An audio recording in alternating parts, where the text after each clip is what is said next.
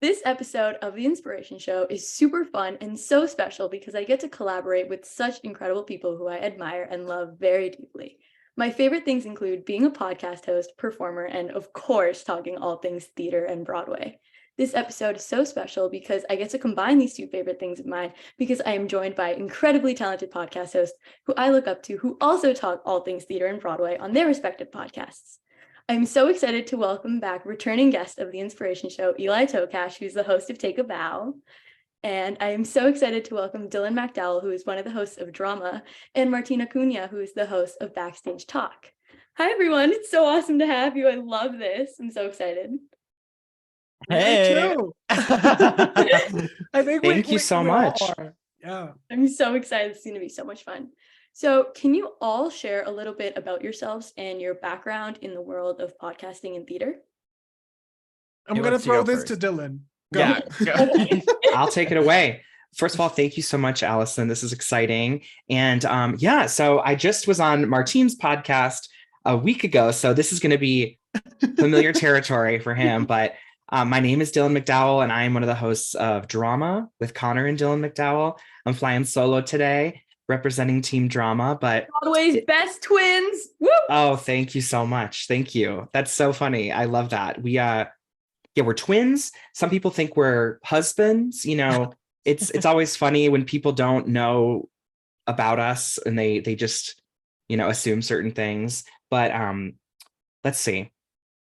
I grew up in Cleveland, Ohio, and my love of theater started there, and moved to New York City upon graduating college and worked at 54 Below in the marketing team. I was the shout out. Yes, it's an amazing place.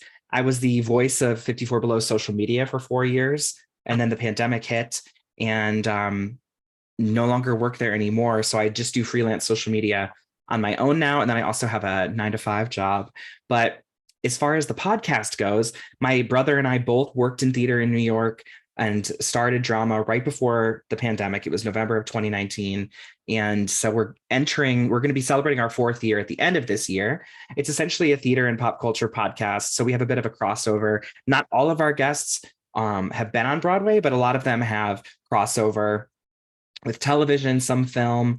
And we basically like to have long form conversations where we really get to know people. We were chatting beforehand. We like to ask nice questions and really like get to know people, not, throwing them hard balls or anything like that. But we do get deep. And I feel like it's a very, very comfortable environment for guests. And we also have a little bit of drama. We like to share whatever's going on in our lives or the different types of content that we're consuming. Love it. Martín, you want to go? Yeah, sure. I'll take it. Hi, everyone. This is Martín Acuña. I am Colombian born and raised, still living here. Hopefully, crossing fingers, not for soon. Just like keeping the manifestation out there. But yeah, I am a Colombian performing artist and communications professional. I did the double major back here home. As Dylan, I also do a lot of freelance social media and content management, also with digital strategy. And I started also like really young in the arts because my family had a Christmas choir that it ended. We closed it during the pandemic too. But it had like a 40-year run. It started with my parents when they were little. It was like this really big family thing that expanded to friends. And then like we got really big at some point. But then I just decided to go the performing way. And that was like my entrance to theater. My first musical in high school was Mamma Mia, and I had a blast. And then after that, I decided to pursue it as a professional career, combine it with communications, and here I am. About the podcast, Backstage Talk is my baby. It really kept me sane during the pandemic. I think the four of us can say the same thing. Yep. Mine started a month before lockdown. Colombia was a week and a half-ish late that the United States, but it was all in February, March of 2020. I had just came back from New York. I was in New York in January 2020, and the inspiration of it all was I had a lot of information from the shows that I had seen that month, and I need to put that content out there somehow. It started as a critics show, but then I was like, I don't think people want to hear me talk on my own for an hour. So I started doing interviews, and I do enjoy that much more. That really aligned or realigned, transformed my objectives with the show, because the name is Backstage Talk, and I really want to highlight the people that are not under the limelight.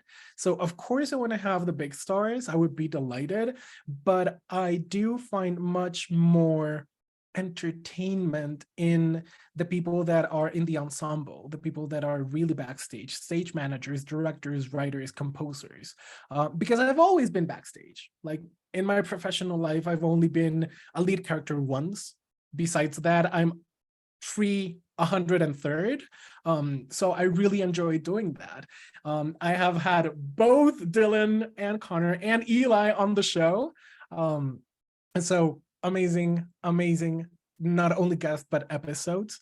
And I am focusing right now in Latins in musical theater. I did that same thing 2 seasons back on season 3, and it was amazing. I got to interview a lot of my Latin family on Broadway, off Broadway, regional theater, working back in their countries in the industry. And that is what my next season will be about. I'm so excited. Yeah, I am too. It's gonna be great. Star, love it. I'll go. Hey, I'm Eli, and I host Take a Bow. And I love it. I've kind of done my spiel on here before. But I like to have fun conversations similar to all three of you, actually. In the sense that lighthearted conversations, and I try, like, when I talk to guests and I bring them on, and I'm like, I start it and I'm like, just want to say, like, I hate press just as much as you do. As a performer, I don't like any of it. And it can be very nerve-wracking and all the things. So I just say, like, this is just us having a coffee, and we're here with our water bottles, drinking water as we talk, like, literally is what Martine, yep. It's literally what happens. And so that's kind of what it is. And I just have a conversation with fellow performers that I've either performed with on Broadway, that I've looked up to, seeing their performances, whatever it may be, because that's where my background is. I moved to New York when I was 12, I believe, to perform here in Pippin. And then I did Pippin, and then I did Finding Neverland. And then, just did a couple other things. I did A Christmas Story at Madison Square Garden before all of that. And, it led me to New York, and I thought I was going to be here for 3 months, and then 6 months, and then a year. And then here I am 9 years later, still in New York. And I've been able to stay creative with Take a Bow and stay friends with everyone through it all. So it's been great, similar to all of you. Stars, literal stars. So now we're going to go into one of my favorite questions that I love to ask. So why theater? What inspired you, and what gravitated you to start a podcast geared toward all things theater? I'll go again. Yeah, just because everyone else just went. I have loved theater, growing up in Cleveland, like I mentioned. It's always been sort of an escape. And I think that, like film, like television, I really love the idea of entering other stories and sort of forgetting what else is going on in the world. Like all three of you, I used to be a performer as well. And I think that was a huge aspect of it, was getting to be the characters like I would see in movies or television. But as far as why I started a podcast about it, working in the arts, it's all I talked about all the time. And my brother and I, when we both were living in New York, we lived uptown. And so while on the A train, taking the 15, 20, sometimes it take longer, depending on the train's traffic, ride uptown, we would be sitting there talking about shows we might have just seen or things that are coming in, but it was always like this great flowing conversation. And I know that everybody in the world has always said, oh, we should be recording this right now. This would be a great podcast episode. But it was sort of in that early, age of podcasts becoming popular. We had started conversations about this in 2017. And of course, it took 2 years to actually finally get things off the ground, and a lot of fear, and I guess matched with that courage to actually do it, because Connor and I are not famous. We are just people who we think have the gift of gab. And we think that our conversations and our general demeanor and passion and the ability to make people feel comfortable and safe all contributed to us having a good show. And so we wanted to take those conversations from riding the subway uptown into actually, like Eli was saying, having a coffee with somebody. And that's what it became. And it used to be in person. We used to record at Shetler Studios in New York City. The best. And then it closed. Now it's fully a Zoom show, which it's helped us get bigger guests than ever before, because it was a trick to get someone to meet someone they've never met in real life to come into a recording studio, or a rehearsal studio for that matter. And I think it'll be Zoom forever at this point, but I do miss the in-person aspects of it.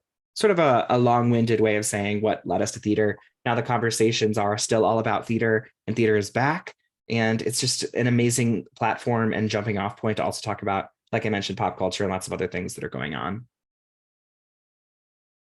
For me, I'm going to give the generic question that I think that everyone has given at some point. I growing up, I always felt that I was meant to be in theater, or at least in the arts, or in film, TV, like in the entertainment industry. And growing up, I just felt like I'm a Gemini. I don't know if all three of you know anything about astrology, but Gemini are gifted with communication skills. So that like rings a bell when I chose one of my undergrads, and then what I do for life. So I always like felt this need of telling stories.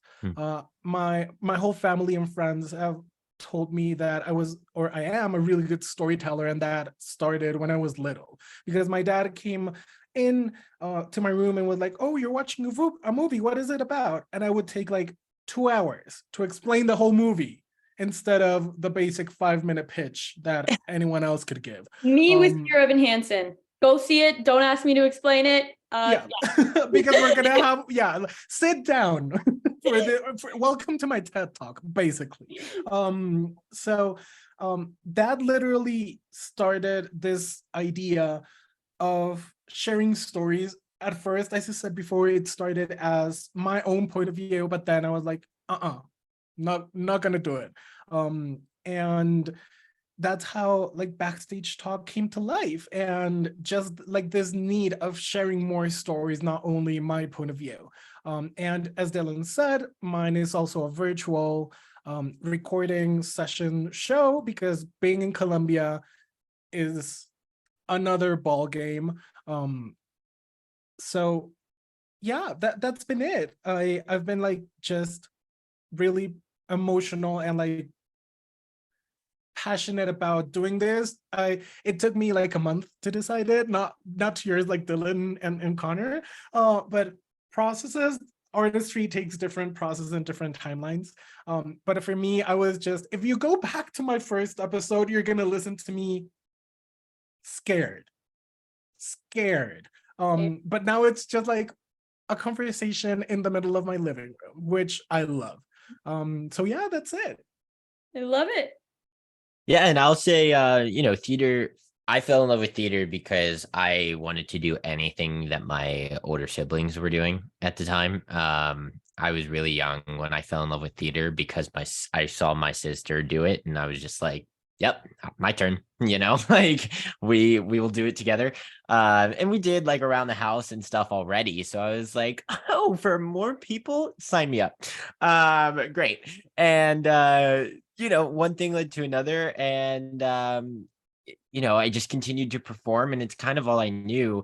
But when I was little, I always said that I wanted to be like a sports caster or sports broadcaster and talk about hockey or whatever it was. And so when I was like, I wasn't working. My voice changed, and there was like a time in my career where I was just like, I don't know what to do with myself. Like, it's so weird. I hate talking. I didn't like my voice, and I was just told to use my voice. And I was like, what would give me a reason to do so?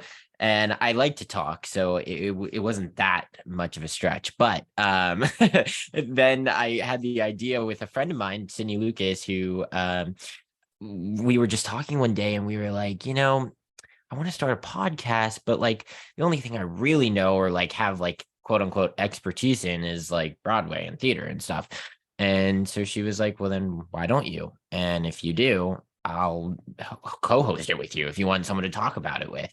And I was like, yeah, like, sure, let's do it. And long story short, we were doing it, and then she was booked and busy, so I carried on the torch myself, and yeah, it is what it is today. Oh, yeah. So do you have any favorite or standout moments from your theater journeys and your journey of hosting your podcast so far? Good question. It's a fun I one. have one at the top of my mind because it was iconic for me. My season finale for the first Latin musical theater special was Sergio Trujillo, which is the first Colombian performer that got to Broadway and the first Colombian that won a Tony.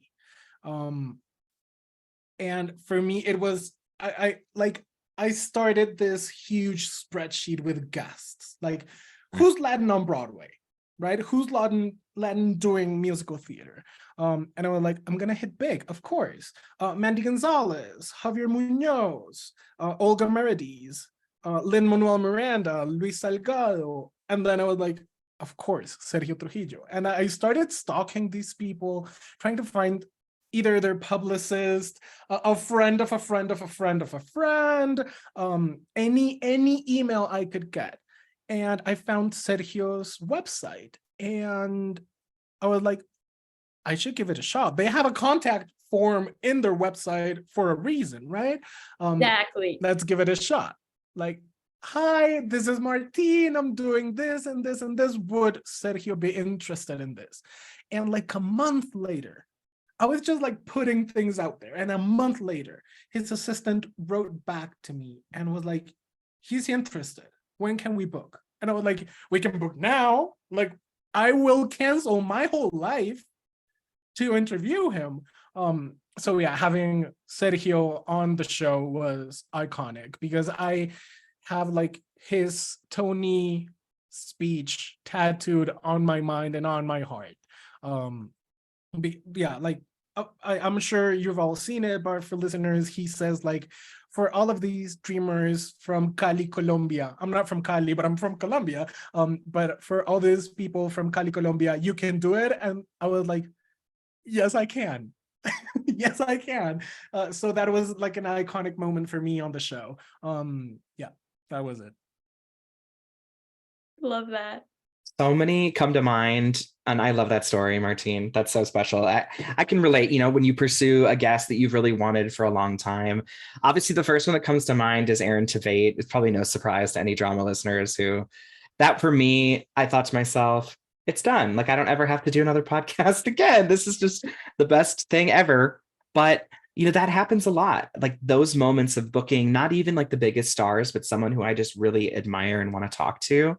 But I would say the first standout moment that ever occurred for drama was 3 months into doing podcasting. I had to volunteer at Broadway Con, and I was at 54 Below at the time, and I was working this Broadway Podcast Network booth, which, full disclosure, drama is not a part of the Broadway Podcast Network. But so it was sort of an awkward moment of like, I'm here at BPN representing 54 Below's podcast, but was actually, I was also working on my own at the time. And a young woman walked up to me and said, "Are you from drama?" And it was just such a cool moment to be in the wild and meet a theater fan. And her name is Teresa. And we've actually stayed in great touch over the years. It was the first time a listener and I actually connected in real life. And I would say that was the standout moment of, oh, like this is reaching people who aren't just my friends and family. and of course Aaron Tveit. So those would be my major moments. Yes. Yeah, I mean, I think that goes for all of us. I mean, at the end of the day, we're all theater dorks and nerds and geeks and all the things. So like as soon as we can really talk to someone that inspires us, I mean, what's better than that? And that's what I love with what you do here at the Inspiration Show, Alison. And that has come up with me a lot recently. This month has been a crazy month, and I have a very exciting guest to end the month of June that I've worked with in the past and that I've talked to and everything, but like just like the thought of it is like making me like nervous and sweat and like all the things because like I'm like I just admire the performer so much, and we'll announce it at a later date. But I'm just very excited to talk to them. And I was gonna say, can you drop it now? Tell us. I'm just kidding. I mean, I guess I could, but like I hate jinxing things. Like I hate saying it's gonna happen and then something like, oh, got to move it to a later date or something. Oh yeah. Connor and I always say we never reveal the guest until we have sat down and recorded, because there have been so many times. That's me. That's me. Me too. So today, I mean, I talked to Matthew Broderick, and that was a blast and a surreal experience for me, and I was super excited. So I can say that like that's done in the what is it called, in the files or whatever? I don't know, in the folder, in the can. In the can. There it is. Mm-hmm. So like stuff like that is always fun.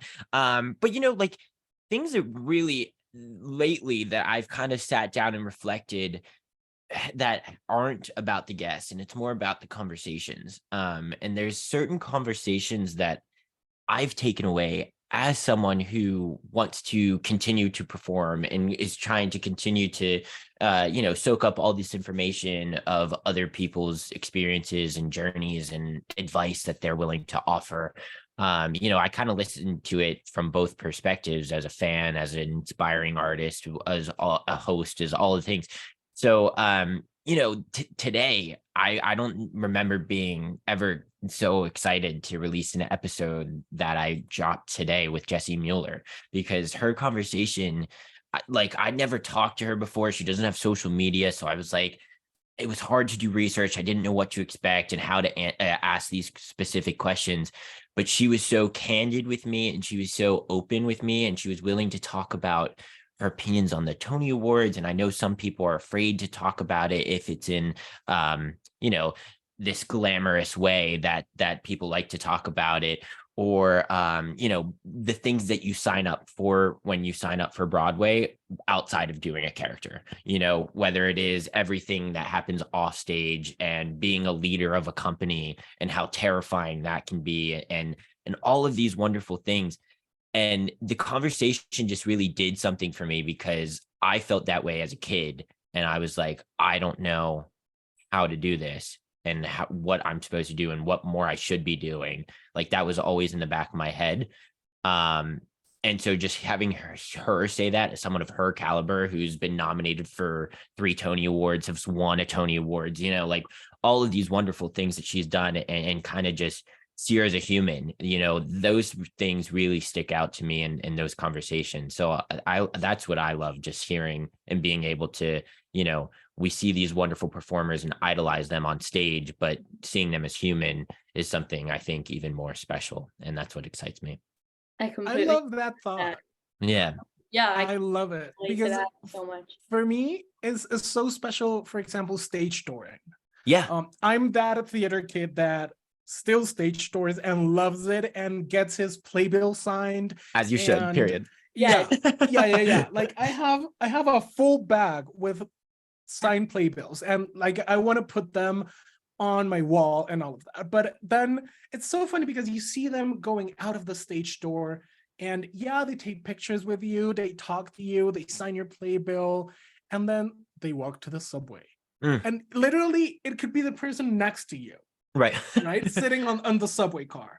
And they're just like scrolling through TikTok with their headphones on, or texting people. And it's like, we idolize them, but they're also human. Yeah. And they're like us. And they love this industry the same as us 4 here talking about it, right?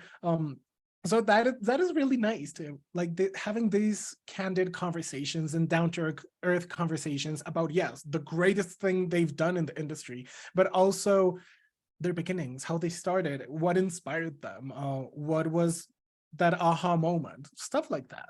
Yeah, and even just like the thought of them like giving us their time. Like who are we? I mean, like, but at the same day, then after you talk to them, it's like, no, yeah, they're human too, and they are willing to give us their time because they have a story that they want to share, and we're nice enough to listen and share that with more people. You know, like that is kind of both people's grasp. Like, it's not like we're paying them to like come talk to us. You know, they're just literally volunteering their time, and it's like, wow, like it means a lot. And we can be on stage together and then talking to them and watching them in an audience. It's like you root for them even more and just like are like, yes, go. Like, and it's such a great feeling to root for your friends, you know, because you can call them that now. It's really just a cool thing, beautiful thing. Yeah, to jump right on that, it's so special because, like I was saying when we chatted a little before we got on camera, you know, it starts with that one email or that Instagram DM. I think I can speak for all of us when we say we've all been there. And, you know, you get that response and like you can't imagine your life without these people anymore. Like it started with one email. Like for me, it was with the parade cast recently that I've experienced. Like I reached out and they joined me on the show. I had a whole bunch of lovely cast members and like I consider them my friends. Like Erin Rose Doyle, I call her my big sister. She's Mary Fagan. I look up to her so much. And just at the Tony Awards on Sunday to watch them win and to see my reaction to Best Revival, to just be like, I was so happy, and to see their reactions, it was so special to see how, you know, you start as like, hey, like I do this thing, would you be down to come join me? And they're like, yes, of course. And you have these conversations and you're like, I see you on stage, like I idolize you so much. And they come down and join you. Like I think a lot of us have had Mateo on our podcast. And I love him so much. And Evan Hansen has such a special place in my heart. It was how I discovered my love for theater. And he was my last Evan on Broadway. Mm-hmm. And, you know, when I got to have him on the show for the 50th episode and then to be with him in New York and with Eli soon too. And it's just so special to see how, you know, you start with that one message and how it leads to things that you never thought it could possibly lead to. It's so special. Absolutely. Yeah, I always say shoot your shot in the DMs. You never know who's going to respond. Yes. Yes. Period. All it takes is a DM. And it's so great to it makes it easier to root for people and you know, like knowing that they're good people. You want to surround yourself with good people, and these people are just genuinely good people, you know, and it's really great to know that as a fan, you know, type of thing, and then turn into a friend. It's just so cool, full circle moment, you know. Yeah, incredible, kind-hearted, incredibly talented people. Yeah. Now, I mean, we had Broadway's biggest night. My saying this year was Happy Tony Awards to all who celebrate. Let's jump in. Eli had a very very special Tony journey, and I always say I aspire to be Eli. Stop it. That? Yeah, sure. I mean, I had the honor of being inside of a Tony Award press room this year. I was very excited. I was telling you all earlier, I felt like I did not belong because, you know, I don't think of myself as like the press, you know, like the New York Times and Forbes and all of these like crazy things, like people that like worldwide listen to and read every day. You know, people aren't coming to me every day, I promise that. I do. Oh my god, period. Well, thank you for that. And so it's just like it was an honor, and it was amazing. You know, that we were in this room, we had tables all over. It was like a banquet hall. It wasn't actually, but it was like set up like that, in the sense of like tables lined across a full room, and then in the front it had like a little stage. And anytime anyone won a Tony Award, they'd come over to our hotel where we were in a few blocks away from the venue, and they would chat with us and take any questions. They all took about like 3 or 4 questions, and then they had to like do the rest of their media stuff, you know, whether it was taking pictures with Getty Images and do all their fancy stuff. So it was really just really cool, and to be there full of people and watch the Tony Awards with people that just like saw every show, knew exactly what they were talking about, were fans. You know, we were all rooting and had predictions that we were like checking off in the room, and just be there with like familiar faces was super fun. And it was just cool to see how that side of the industry works. You know, that's really what I'm interested in. I just love exploring all the different sides of entertainment, and so to see how that worked at an award show and a big award show such as the Tony Awards was a really cool experience. So yeah, it was I love a that. treat. Yeah. Tina and Dylan, how did you spend your Tonys? The best way I know how, on my couch with my boyfriend. Woo! I to me, the Tonys are so sacred. Like, I don't like to be at a big party or any sort of big gathering because people talk and they miss it. I was live tweeting from Drama's Twitter account and just so cozy, had some pizza. It was just so fun. But I am very envious, Eli, of your experience, and I'm curious to know more about it at some point. But and my brother, he was on the advertising team for Kimberly Akimbo and Top Dog Underdog. So he was at like the actual party. So he had a fully different experience than the rest of us. But Huge congrats to him. Oh, Best yeah. musical and best play revival. Come I on. know. Oh yes, shout out Connor. yes, I have to rep him as well. So yeah, what about you, Martine? I am gonna get roasted because I didn't watch the Tonys this year. I just followed live tweeting because I have a reason. Because I didn't have cable at home and no streaming service was working for me. So I bummer. called it a day early and went and had afternoon snacks / coffee / dinner with my best friend. And then I was just literally following Dylan on Twitter and was like, oh, okay, oh, they won, oh, cool. And then like going back into, I don't know, the live tweets or Instagram stories, and that just popped up on my feed and I was like, oh, cool, I'm happy for that. Or yeah, but I couldn't actually see the ceremony. I'm literally this week catching up on, I saw the opening number this morning. So good. It was so good. Like choreographed by Carla Puno Garcia, which first Filipino American women choreographing the Tony Awards. Yes, Carla, we love you. Thank you for that gift. It was amazing. It was beautiful. And I also had a lot of friends performing that opening number, so it was even more special.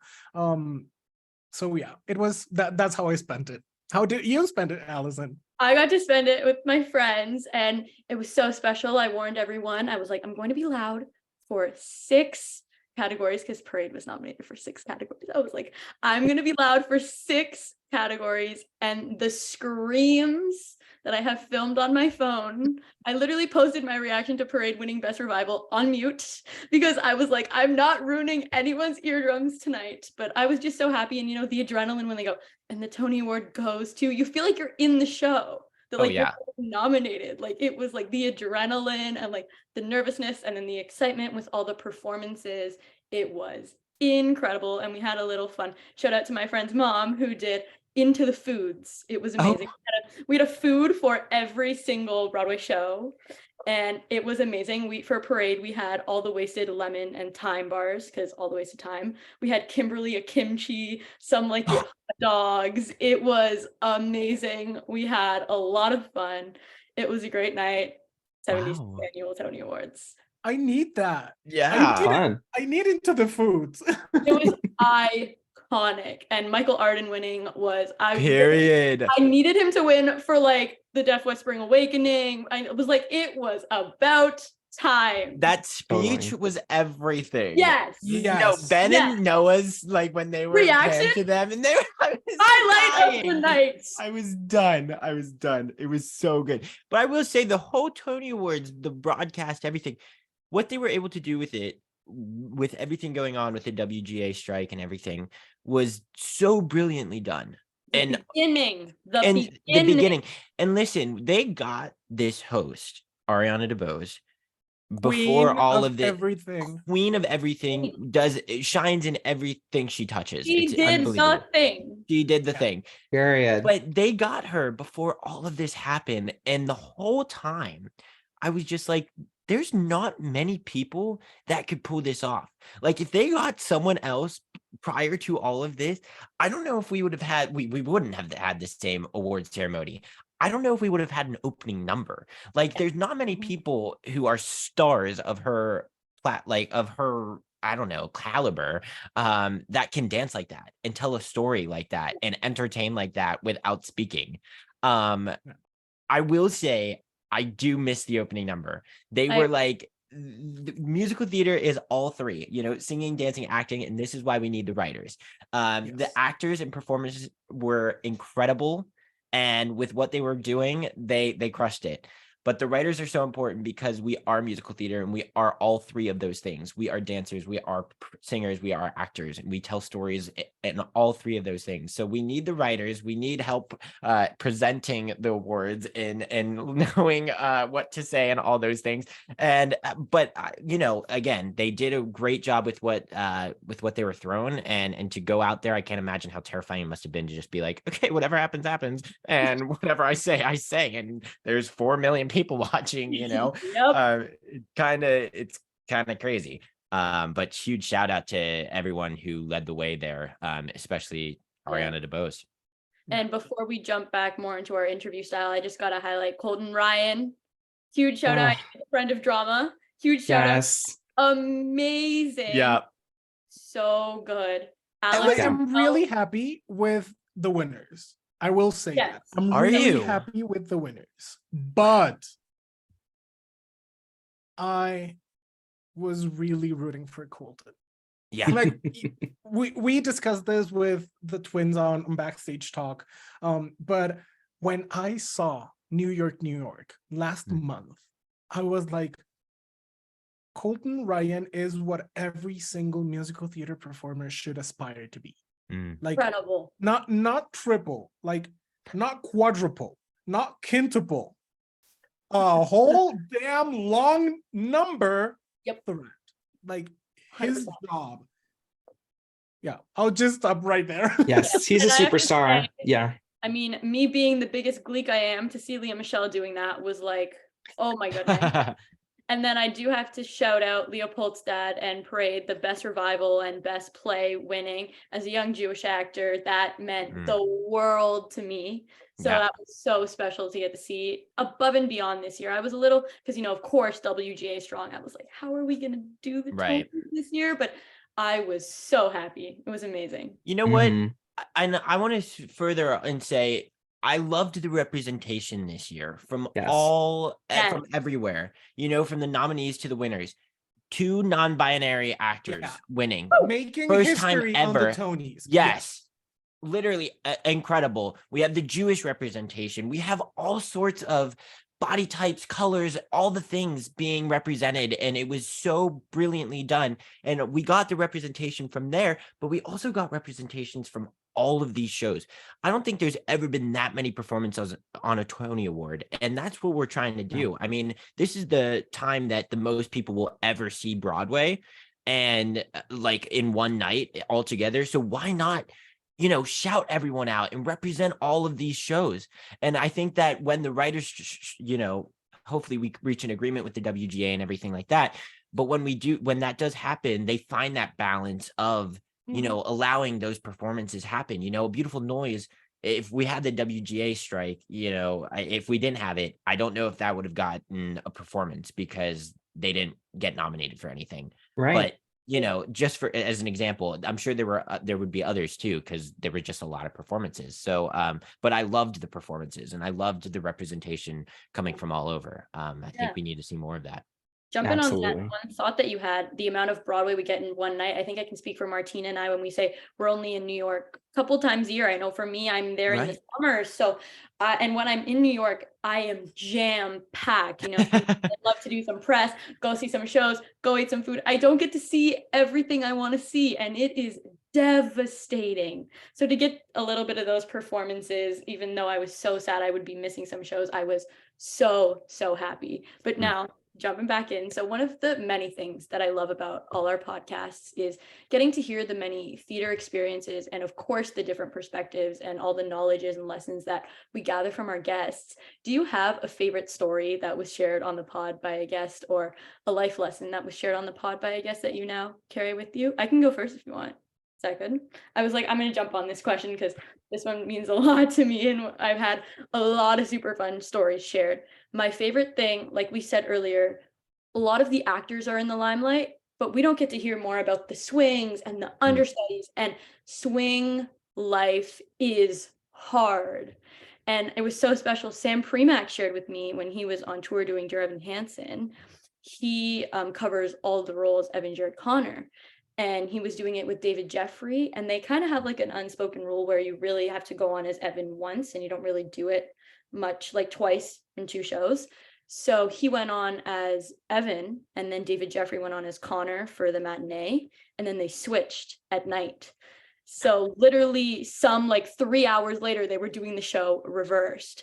And to have that show in your brain, doing it from different perspectives, I thought was so cool because, you know, speaking from me personally as an actor, to cover 1 track is hard, but 2 tracks who like a lot of the scenes are together, singing the same songs, barely leaving the stage. Shout out to the swings and understudies. They're amazing. Yeah. I hear you there. That one's it was interesting because on Finding Neverland, like I played Peter 6 shows a week, but then I wasn't allowed to be scheduled for any more shows because of the child labor laws, but I alternated all of the other roles. So like it was, I don't know, they they did some sketchy things and they weren't around it, you know. And I ended up going on for that would happen to me all the time in my brain. I was like, no, thank you. But me and Christopher Richards would always switch roles on double show days, and it was just like so trippy. But yeah, as far as stories happening on the podcast, I don't know if I have just one that I can pick from. There's something that I ask in every episode that I kind of just love because it's really just brings us back to even the performers who are the stars that they are just human theater nerds, you know, and it's, I love knowing how every person fell in love with theater. And I love every person's journey and how literally not one has been duplicated. You know, every individual person has their own story, their own journey to Broadway, and the way that they've grinded to get to be where they are today. It's always inspiring to me to hear those. And I think those are my favorite. I love that. Yeah, it's tough. I agree with you, Eli.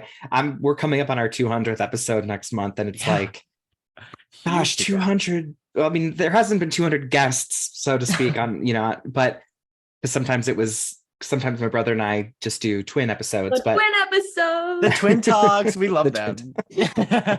Exactly. Thank you.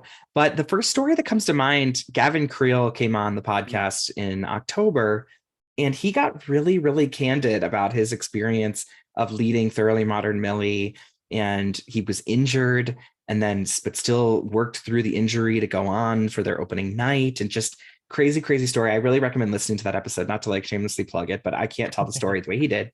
But yeah, thank you. But it's and Rob McClure has told such great stories. I think for me, it's what I love is when someone says, and I've actually never told this story before, or I don't know if I've ever shared this publicly. Those moments are really cool. And I think that's why Connor and I love doing the longer form chats, because we're able to really break down walls and have that more intimate moment with them.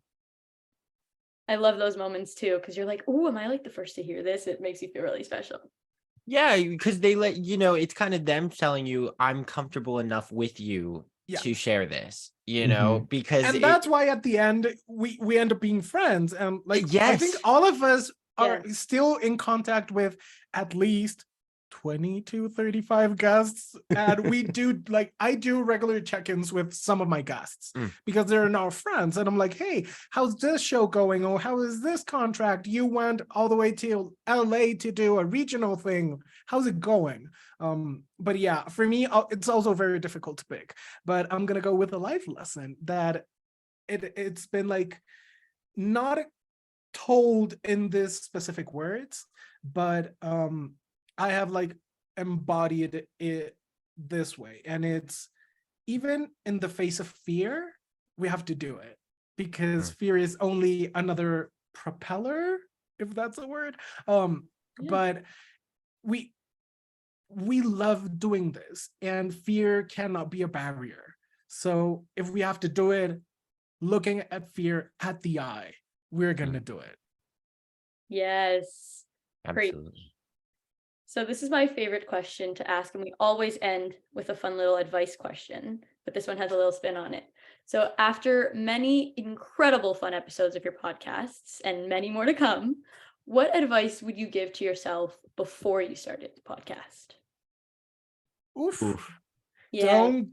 Don't treat yourself so seriously. Don't take yourself so seriously. Like, I still remember my first interviews. I still do, but I have a whole outline, and I was like, these are my topics. But then during the conversation, a lot of things start to sprout, literally. 100%. And it would be just like, I can always come back to it, and don't take yourself seriously. You don't have to be the New York Times or NY1. You can truly treat your podcast as, hey, we're going to have a coffee virtually, an informational interview, right? Because in the end, we're getting to know human beings, not this facade of what they usually show. And it happens a lot in the entertainment industry, going back to what Eli was saying, that we are always really scared of putting a lot of information out there, or a lot of our personal opinions, or our history or background into the world. But that is what makes us, right? So yeah, that would be it for me. That's Dylan, great. you want to go? Yeah, I'll go, just because it's top of mind. And I completely agree. It's, you can't take yourself too seriously. RuPaul always says that. Don't take life so seriously. I don't know if I can cuss on this. It's a YouTube show, but it's that, like, I think I had such an idea in my head of how I wanted to present myself and how I wanted the podcast to come across. And I've rarely listened back to early episodes, but something that I realized is, like, it didn't really get good until I really realized I just needed to be myself, and I needed to stop trying to, like, do I overshare? Do I not overshare? Can I put more of myself into this, or is it more of an interview? And we've landed in this place with our conversations and letting yourself grow and make mistakes. Like, your first episode is going to be your first episode, and then the rest of them, it's a completely different show now in maybe some ways than it was in the beginning, and that's okay. People are going to be along for the journey for that one episode or a couple, or every single Lifelong one of them. fans. Yeah, exactly. Because we end up being our goofy selves that we are when we are with our friends out at dinner on the show. So, and that's beautiful. Same person you are on camera that you are off camera. Yeah. I will say there's something that happens to me when the recording button goes on, that sometimes I feel like I do become a little bit more serious. Like, even right now, I feel like I'm very serious with this episode, but I do find myself to be a little bit more goofy or wild outside of the podcast. And I don't know if that's me still fighting that thing of, oh, I want to come across a certain way, Yeah, and I feel like that could too depend on a guest, like, how well do you know them? Is this your first time meeting them? Like, I definitely have had that same thought, and I've gotten hard on myself for those thoughts. I think it just, like, both of you have kind of said a mix of what I was thinking. In the beginning, I was kind of just like, okay, these are my questions, and, like, I forgot to, like, listen to the person, to whoever I was speaking to, because I was like, what question is next, and what is it, and how do I want to say it, because I wrote the whole question out, and, like, I have to say it perfectly, like, yeah, Alison, you get it. So so I feel like it's more of just, like, be present. It's a lot like a performance, because a performance is just a conversation, it's just, being present and listening and reacting, it's all it is. And that for me, because I had no idea anything about podcasts before starting my podcast, I was just listening to other podcasts and trying to be like them, where I was like, oh, no, it's okay. Like you can have a conversation and you can be in your dressing room and talk, like it's like that sort of moment. And not like we're on New York One, because we're not. Exactly what I had. Yes. Beginning of quarantine, I approached my parents and I said, I have this idea. I want to do it. My parents were like, we support you, started reaching out. And it was so special. I remember the first thing my dad told me was, don't overthink it. Like we all said, and we've all experienced it. It's two friends sitting down, having coffee, catching up. Doesn't matter if you've never met before. And it's just so special to see where the conversation takes you, because of course I'm looking at it right now. I have my layout of where I want to go, what I want to ask, but Totally. you never, it's like being an actor, you never stick to script. You always bring yourself to it. And it's just so special. And now I'm excited to get into a quick rapid fire. I've recently discovered my love for rapid fire. So I'm Fun. Let's do okay. it. So Every time someone says rapid fire questions, like my musical brain pops up and it starts, hit me with your best shot. yes. No way. And I was like, stop. Yeah, because I was always like, I always had mixed feelings for rapid fire. And then I tried it with Jeffrey Cornelius, who was one of the Evans, and I was like, this is so much fun. And I was like, okay, we're gonna keep doing it. It's so much fun because it's like quick, fun answers that just spring off the top of your head. So, Alison, give us an order for how we should respond, so okay, that it'll really okay, keep perfect. the Do you rhythm. want to do order of my screen? Martín, Dylan, Eli. Is that okay? Perfect. Sounds good. Perfect. Okay. So favorite theater memory. Oh my God, I had thought about this and I just blanked. But I think that it would be stage touring. Yes. Like meeting my first big celebrity was Jeremy Jordan when he was doing American Son in New York, and I didn't know he was playing that a character in that play. And then out of the blue, I opened the playbill and saw him, and I was like, "Oh, what?" The amount of times that's happened to me. Amount of time. Yeah, and I actually had two. The other one was seeing Friends on stage. Oh. That just hits different. Like I interviewed Mimi Scardula for Backstage Talk for this season, and I got to see A Beautiful Noise, and she performed at the Tonys on Sunday. And when she came on stage, I was just like, oh my God. And then obviously at the stage door, I have the video also, like screaming like an insane monkey, but being like, Mary. But yeah, those are favorite theater memories. I gotta follow that up because I gotta jump in there with one of mine, if that's okay. I had that exact same thought with Charlie Webb. He's Young Soldier in Parade, and I didn't get to see it. And when they released the video for Old Red Hills of Home, because he opens the show, that first note, I'm just like, oh, and I was like, why do you have to open the show? Because I'm gonna be crying the entire time, and it's just gonna hit me right at the beginning, and I'm just like, beautiful. But best memories watching your friends on stage.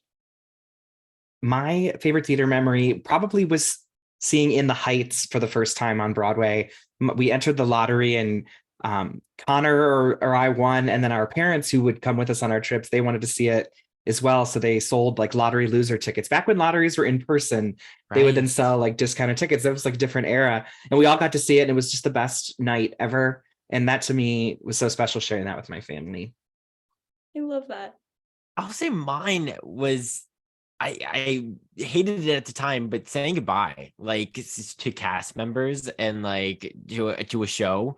But it's become my favorite because you reflect and you understand why you're crying and like why you are sad. But it's just because you love these people and you become a family and you cherish those relationships and you get so emotional because of that. So I think they're beautiful moments looking back. But at the time I was like, I hate these days. I'm so sorry. I just like probably blew out my mic. But yeah, so yeah, I would say, like, especially like saying goodbye to Matthew Morrison, like that show was really hard for me.